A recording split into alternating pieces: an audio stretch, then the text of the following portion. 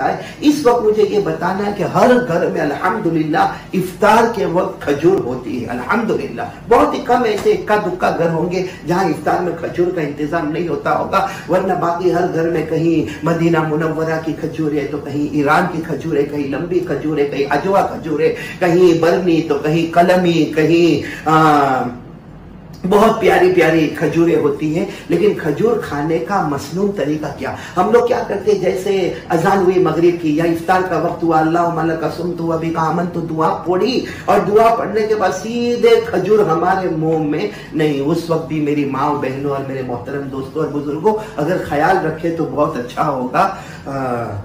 खजूर अगर खाने का क्या मसनून तरीका होता है, खजूर खाने का मसनून तरीका क्या होता है, वो मैं आपको बताना चाहता हूँ। अल्लाह ताला हम सबको, देखो, हर सुन्नत पर अमल करना है, हर सुन्नत पर अमल करना, क्योंकि हमारे नबी सल्लल्लाहु अलैहि वसल्लम से मोहब्बत का तरीका यही है।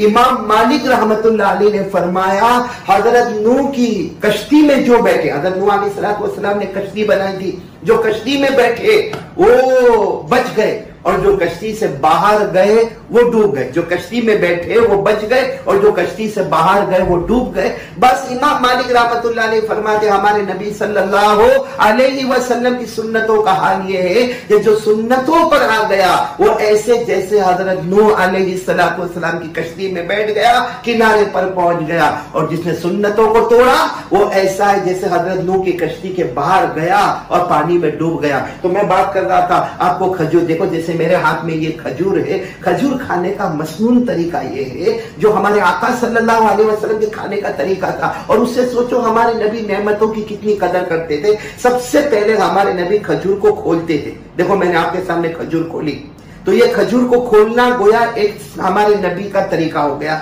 फिर उसके बाद हमारे नबी बीज को निकालते थे, जैसे ये बीज निकला और उसको चूसते थे। ये हमारे नबी खजूर को चूसते थे, तो खजूर को बीज को निकालना और चूसना ये दूसरा तरीका हो गया। फिर हमारे नबी उसको अपनी 2 उंगली पर रख लेते थे, 2 उंगली पर, एक रिवायत में 2 उंगली, एक रिवायत में अंगूठे का भी जिक्र आता, और फिर उसको दस्तरखान पर फेंक देते थे। वो बीज को दस्तरखान पर फेंक देते थे।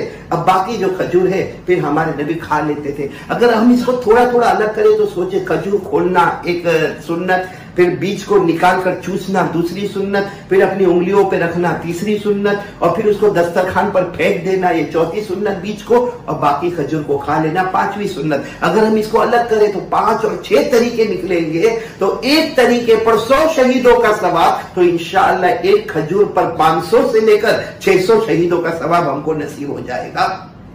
ये एक सुन्नत आपको बतानी थी, बहुत जरूरी थी, जो मैंने आपको बता दी। इंशाअल्लाह आपसे हम